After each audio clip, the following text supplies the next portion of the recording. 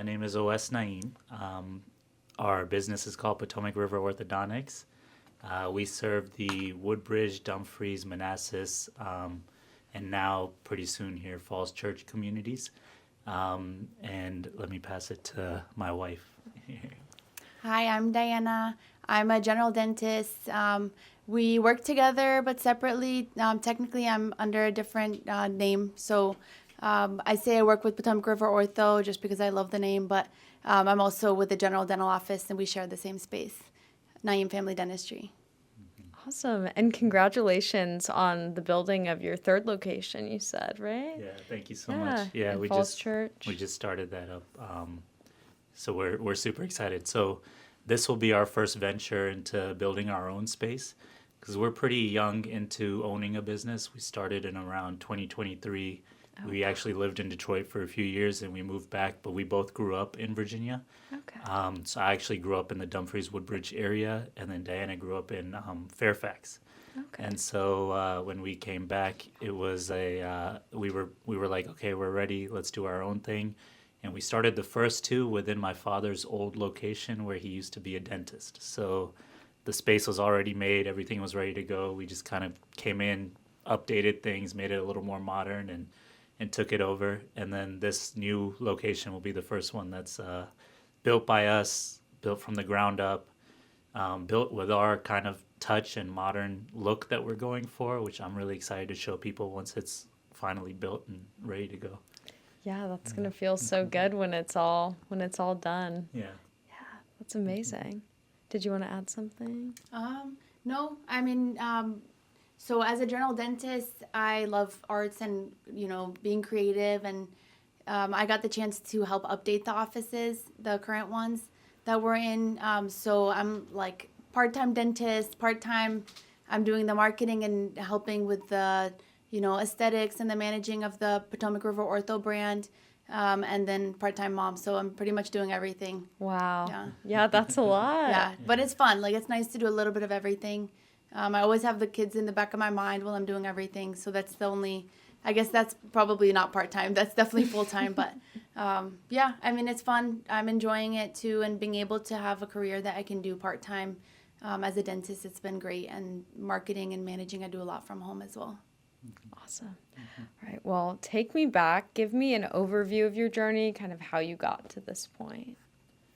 Yeah, I mean, we could go all the way back, but I would say growing up, I had the pleasure of growing up in a dental household. It's actually funny, we go even further back than that. We say, like, my parents and their ancestors were all blacksmiths. And so my dad was the first one to take his love of bending metal and working with his hands and things like that and turn it into a profession like dentistry. And then I took it one step back and kind of started bending metal again with orthodontics and braces. But yeah, growing up, I hated going to the dentist because my dad was one, and I didn't want to spend my days after school with him, sitting in his office, just doing nothing, reading the magazines, things like that.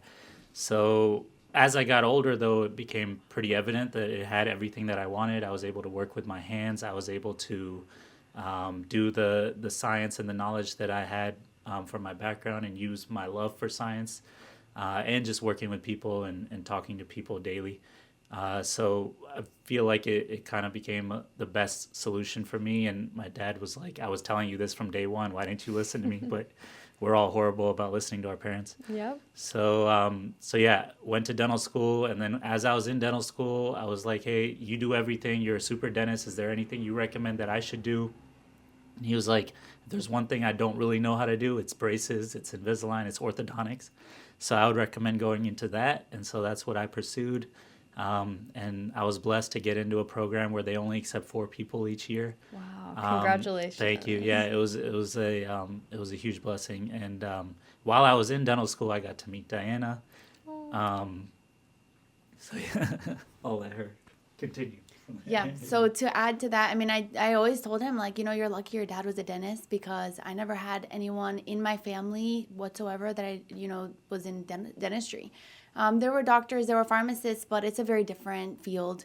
You don't get to own your own business. You're still, working on somebody else's hours.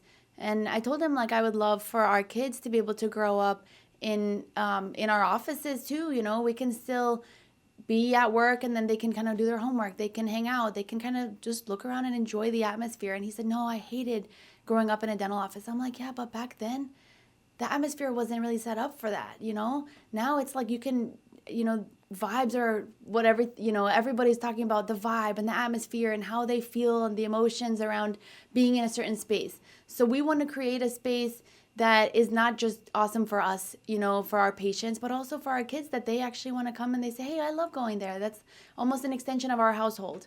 So that's our goal with our designs. And, you know, hopefully soon we can kind of integrate that even more in the offices that we already have. But those ones are a little bit smaller. So it's questionable, but we usually find a way to kind of find solutions to our problems.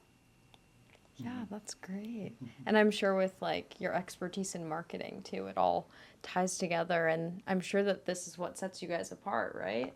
I'm sure it keeps people coming back when it's a welcoming space and it's a good environment and the vibe is good. So that's really amazing. I think on your website it said you grew up as a brace face.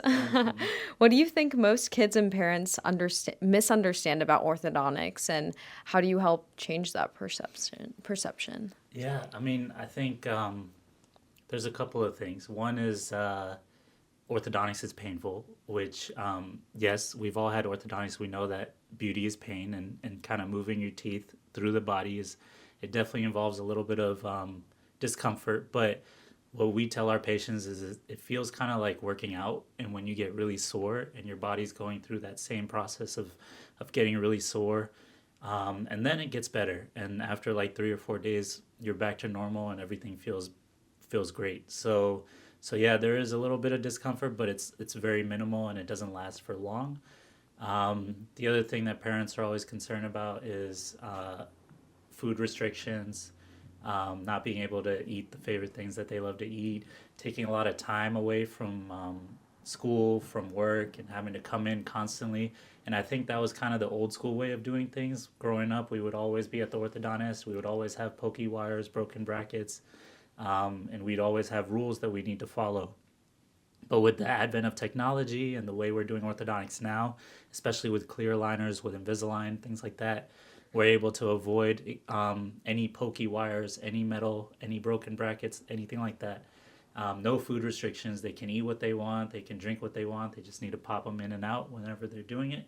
And then for the parents, it's just become so much easier with all the technology we have, especially what we use in our office.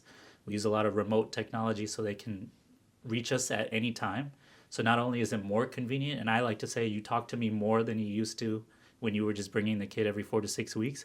But now they don't have to take them out of school to bring them to us. We can do a lot of virtual appointments and take care of them and see them every 3 to 4 months instead of every 2 to 3 weeks.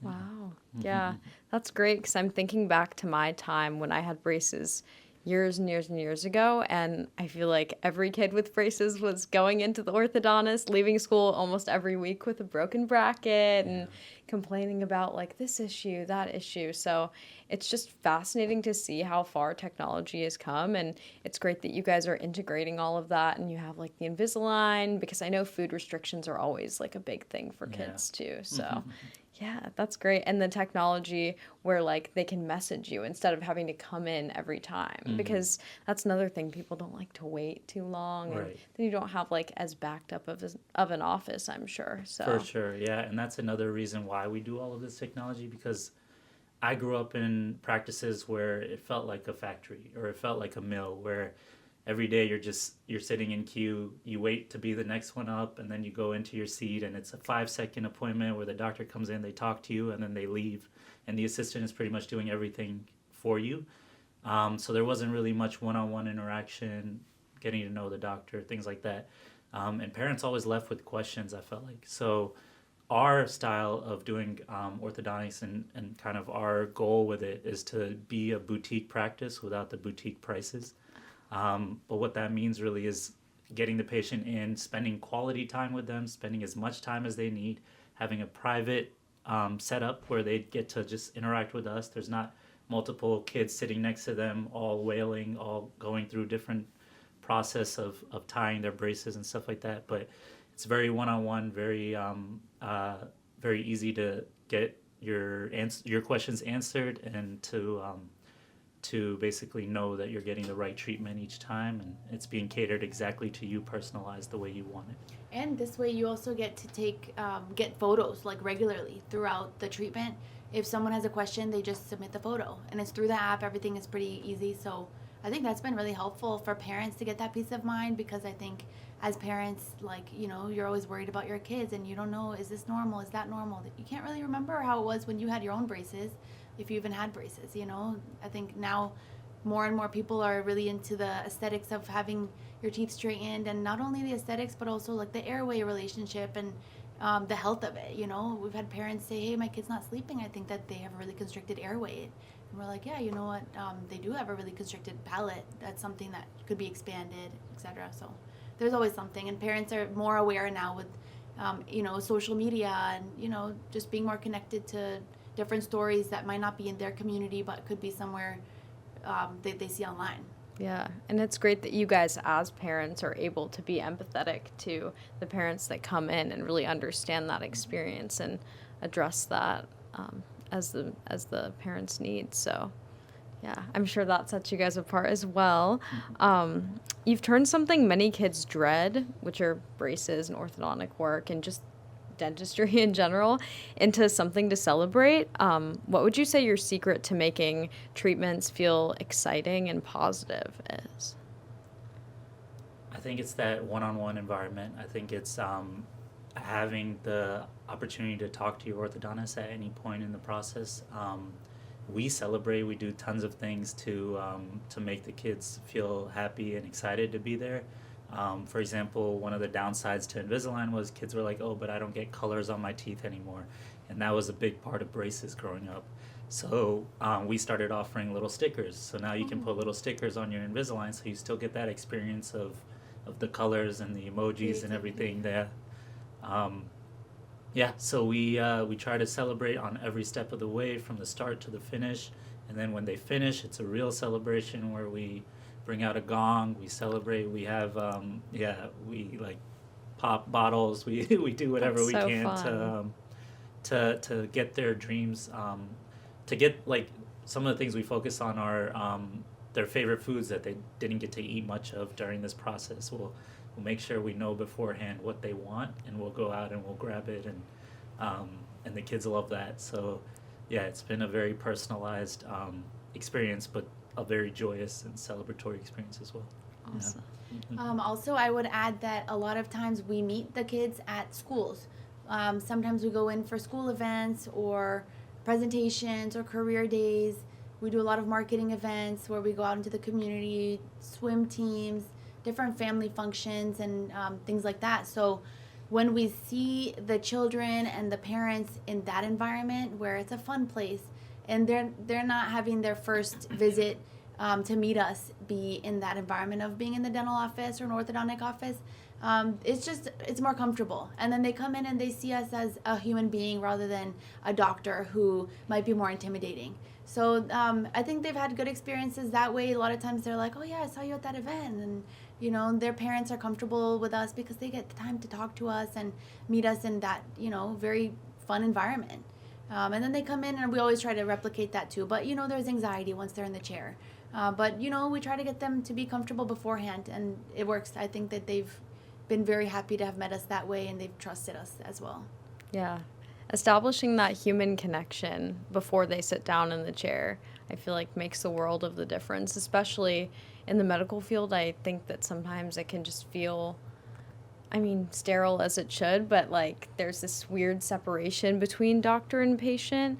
But when you kind of not come down to the patient's level, but when you like meet them before they come in, I could imagine that makes just such a difference for their state of mind and their anxiety levels, and just they feel like they know you on a human level rather than like this is the authority, this is like my doctor, my dentist, my orthodontist. So I really love that. Yeah. Let's see. So your journeys took you to some of the top programs in the country. You guys met at one of them, correct? I think you mentioned. And what lessons from your training from those programs most shape how you practice today? Yeah, I was pretty fortunate. My program was very clinical based, so it was like it wasn't as like focused on the books. Like we're not sitting in a room just reading all day long. We're out in the open doing the actual work, which was a blessing because most programs are focused for at least a couple of the beginning months or the first year on just research and knowing what you're doing.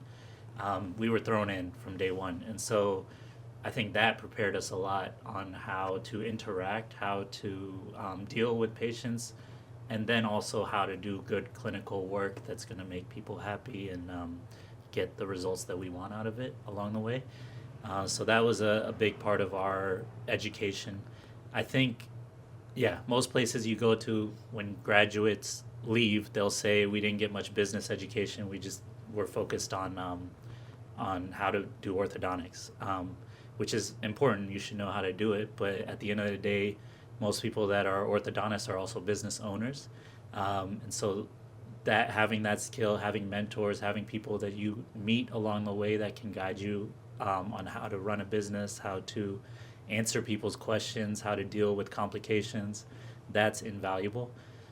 So that was a big part of it. I was lucky enough to have a mentor when I graduated that I worked for in Detroit while Diana was in school. And so that really taught me, like, okay, how do I answer difficult questions that patients have? How do I deal with concerns in a good way that doesn't put the blame on anyone and kind of makes the solution come to the front and make people feel at ease. So those lessons came afterwards, but I think starting that in residency was a huge benefit. Yeah. Yeah, and I think Diana had that starting from dental school, I would say, like even before residency.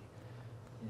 So my thought is that, you know, dental school teaches you to be a dentist, but they don't always teach you, like you said, the business and how to deal with different situations. You only see a few patients a day in dental school in your third and fourth years. So you're not going to experience everything. But I think that my experience with, you know, a lot of the business related learning was actually before dental school. I was a teacher before I went into dental school. And so I taught for a couple of years. The latest was I taught ninth grade biology at a high school in the area, honors and general. So I had like 120 students that I taught throughout the week, 6 classes. So it was a lot of work. It was a full time, and I got to experience what it's like to, you know, interact with a lot of parents, interact with a lot of kids, and you know, high schoolers. That's ninth graders, pretty much the same age that we see a lot of right now for braces and Invisalign, and so. That's actually where I learned a lot about how to work with parents, what parents want. You know, parents will get mad about things that you never even think of to get mad about. And so I'm just like, you know, I took all that in to learn how to deal with all these issues. And I talked to all these teachers who have worked for years and years, you know, like I had a parent who had emailed me, you know, why does my kid have an A- and not an A? You know, just small things like that. And so, you know, now as a parent, I get that you're really worried about your kid, and maybe you nitpick more than they even care. But same with dentistry, you know, and that feels even more detailed, right, and even more serious than a grade. Because, you know, you have 4 quarters in the grade, but when someone comes to your dental chair, you have one chance to make it right and to make them feel good and feel comfortable and make them happy. So a lot of training that I think makes a good dentist is what happens outside of dentistry. Other interests that you have, other things that you've gone through, different life experiences and stuff like that. So, yeah, I would say, honestly, teaching was one of my biggest lessons, and I learned a lot. And I would recommend, you know, and, you know, now as a dentist, you're an educator. So you have to know how to properly teach parents and kids and families and your patients, you know, proper aligner wear, proper how to take care of your braces, how to take care of your teeth, your fillings, your crowns, everything. Yeah, that sounds like excellent preparation. That's super cool. It's cool that you have that background. I've never spoken to another dentist that had that educational background, but it makes sense even just hearing you speak. Like the way that you speak is very like easy to listen to, and I feel like if you were my dentist and you were educating me on something, like it would be very clear to me, like why and what to do and yeah. the science behind it. And I think that a lot of dentists could probably benefit from being in a ninth grade classroom. I know. No, I mean, in ninth graders, they will challenge you. So sure. you will learn, to tell them what they want to hear and explain things in ways that makes them comfortable. And I always actually teach the assistants a lot too. Like the assistants, I'm always like, do you know why I'm doing this? And they're like, no, I don't know. I'm like, well, you should probably know by now. So like, this is the third time I'm doing it. I'm going to tell you. Yeah. Now you've seen it done a couple times, and now I want you to know why we're doing it. And they learn so fast, and they enjoy watching it more if they know why the heck we're doing it. Absolutely. It can be really boring if you're just watching something, not even knowing what you're looking for, why you're doing it, what it's going to do. Yeah. So, I think education is big for me. Yeah, and I feel like some of maybe like the old age, or not old age dentists, but like the older generation of dentists weren't as big, like, correct me if I'm wrong, but just from what I've kind of gathered from my experience, from others' experience, some of the older generation isn't as big on education and on answering questions and taking the time to listen and address like the why. And I think that's why the new generation of dentists, orthodontists, medical professionals are so exciting, because they really take that into account. And I'm thrilled at what the future looks like for dentistry and for healthcare. So Now thank there's you a lot more both. curiosity. Like patients, they Yes. come in already having some sense of background, maybe just from Googling. Mm-hmm. They might be right, they might be wrong, but just informing them why we're doing what we're doing is really helpful, because you want to build trust. I've had patients come to me for a second opinion, and the first opinion was kind of crazy. So I want them to know that, my reasoning for what I'm diagnosing is this, and I show them the x-ray. I explain it to them as if they're learning it, as a patient. They should know what's going on and why. It shouldn't just be, oh yeah, just do whatever, because people have different ideas, different opinions, and, I want to help people, and our biggest thing is honesty and integrity. Yeah. So we would never recommend something that just doesn't scientifically make sense. Mm-hmm. All right. Well, kind of shifting gears towards like technology innovations. What's one innovation that you guys are most excited to bring to patients? So you probably I think there's actually a couple. I'm always like, I think us as dentists and orthodontists, we're always on the cutting edge of what's out there, because we are all kind of engineers in a way. Like we're all kind of, they always say dentists are part dentist, part engineer, part artist. And those are like the three main things that we all kind of gravitate towards. But I would say the biggest technology changes that I'm loving, that I'm looking forward to kind of implementing for my patients, will be some of these AI tools that are coming out that can really make it easy to communicate, make it easy to kind of put away all the paperwork, which is the worst part of being a practice owner and a business person, is dealing with all the forms and filling things out and that kind of stuff. Like if that can all be automated, then we can focus on the real thing, which is the teeth and why you're here and what we can do to make your smile beautiful. And so that I'm really excited for, and I'm looking forward to taking advantage of all these tools as they come out. The other thing is definitely the advances in clear aligner technology. We love it. It's amazing. I know for my kids, I'm going to be doing that for them. It just makes things so much easier. We talked about the food. We talked about the no emergencies, no pokey wires, things like that. But now we're seeing some really cool stuff for younger kids with clear aligners, which wasn't a thing back in the day. But being able to widen jaws, make space, develop mouths before they're even at the point of losing all their baby teeth, it allows us to gain the space they need for those adult teeth to grow in. So now we're not dealing with as much extraction of taking adult teeth out. We're not dealing with as much teeth that are stuck in the bone that we need to bring down with a gold chain and things like that. So it's just become, we're kind of avoiding the surgical side of things, and we're doing treatment at a younger age, but we're getting better results, and it's also boosting their confidence at a younger age. So like, I went through my awkward stage in middle school. I didn't have braces. My teeth were crazy. As we all do. Yeah, it's a rite of passage. But at the same time, how awesome would it be to not have to go through that and have a beautiful smile from a young age, and just kind of keep that going and maintain it and touch it up as needed, but not having 2 to 3 years of orthodontics at one point, and just do it over time and a little bit here, a little bit there. At the end of it all, it still just looks beautiful, and it all fits together with the least amount of actual work needed and actual time spent in the chair and things like that. So it's really cool what's coming out and what we're able to do now, especially in the 7, 8, 9-year-old range, to be able to advance and create jaws that are larger and fitting all the teeth and taking away some of the issues we see as little kids. Yeah, it sounds a lot less invasive. Correct For me if sure. I'm wrong, and Yeah. like a little bit less painful. Yeah. Hopefully. Yeah, no, I definitely. wish I would have had that. Yeah, seriously. And I Yeah. would say this, my kids are better than my adults when it comes to wearing their aligners.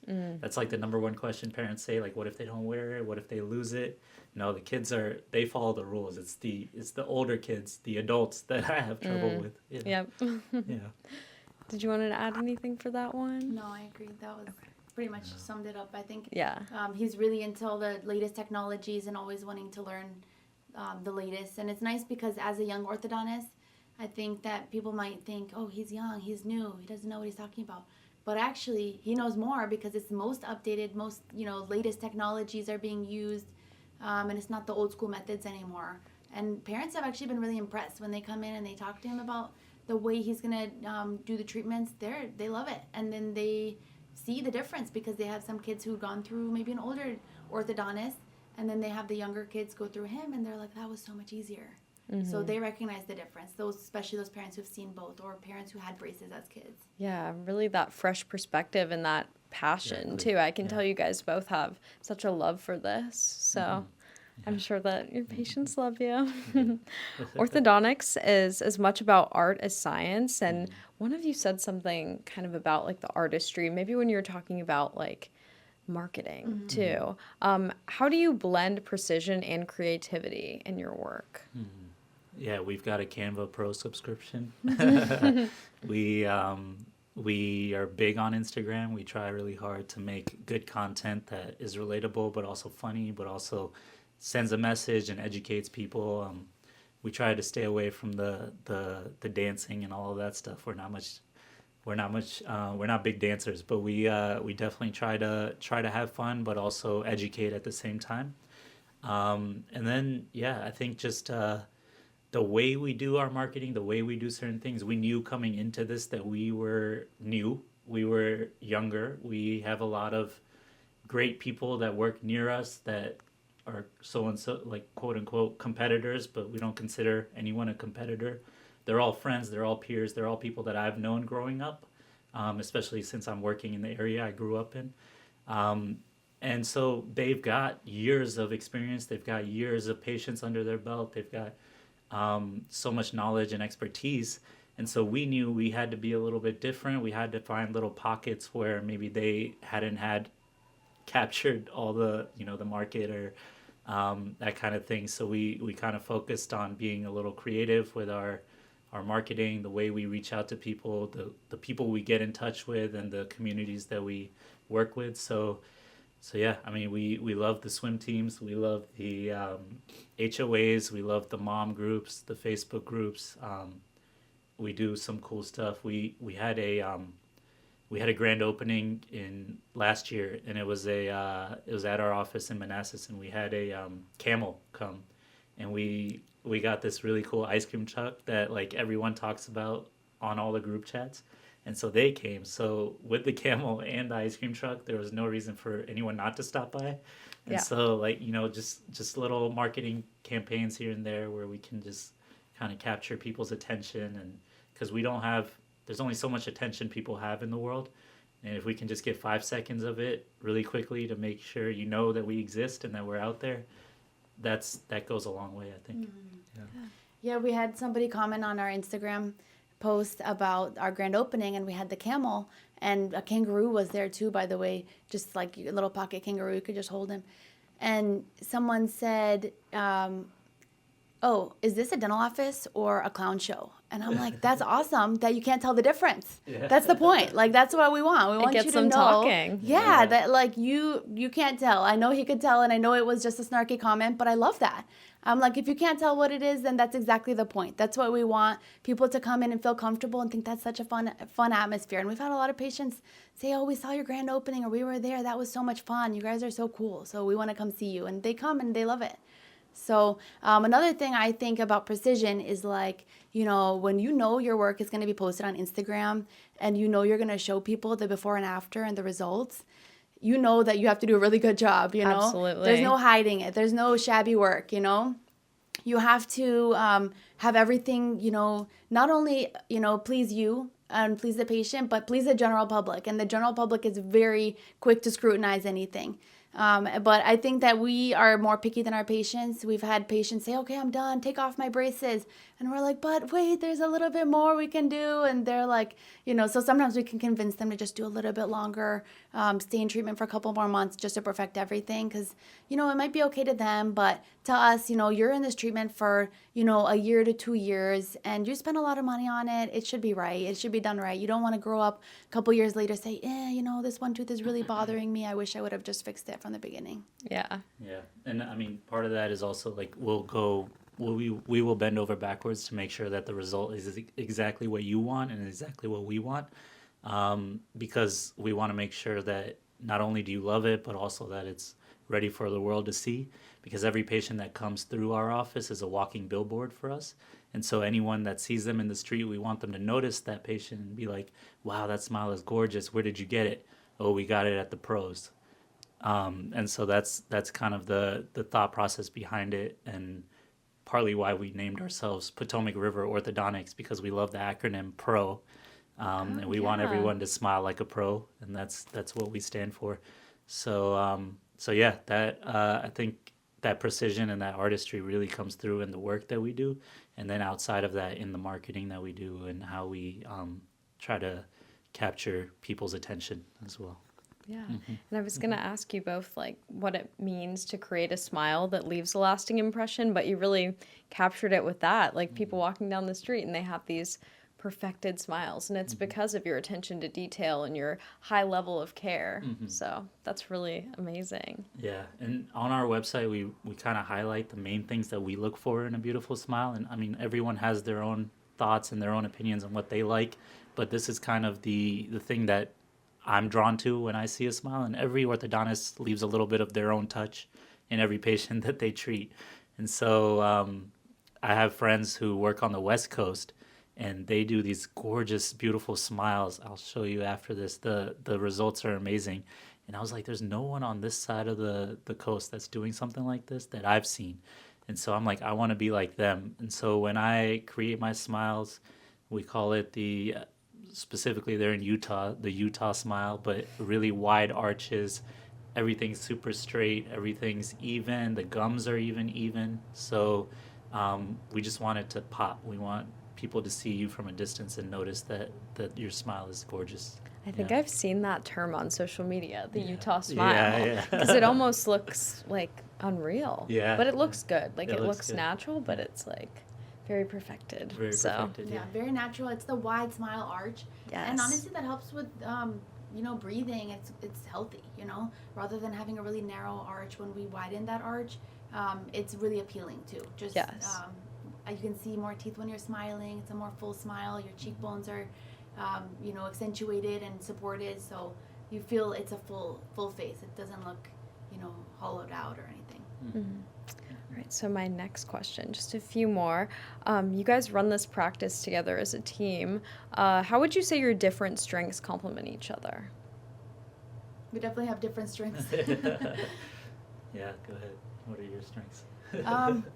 Well, I mean, since we have different specialties, right? I'm a general dentist and he's specialized in orthodontics. That alone kind of sets us apart. So we don't really step on each other's toes. We do give each other ideas and suggestions, but it's not like we're two people trying to do the same thing. So that helps. But also, I, as a former teacher, I kind of took on the role of helping to manage the assistants And I kind of just hire random people, and they just show up at the office, and he's like, "Who are you?" But he loves them. Like everyone I've hired, he's like, "Oh my gosh, they're amazing. I can see why you hired them." And we all just become really close, like as a team. We're very close, almost like family. But I am the one to kind of say, "Hey, so and so, you do this better. This could have been improved," and I kind of take on the mean role, but. I mean, at the end of the day, everybody loves each other. But it's things that he wouldn't feel comfortable necessarily saying to his team. And I don't know, maybe girl to girl, it's easier to say certain things. Whereas for him, he's more into like just teaching them the clinical, Okay. which I agree. But for me, it's more like, okay, do the clinical, but on time.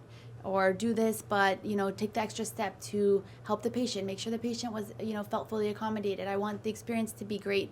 He says he wants it. I make it happen, basically. Yeah, I think I'm more of a dreamer.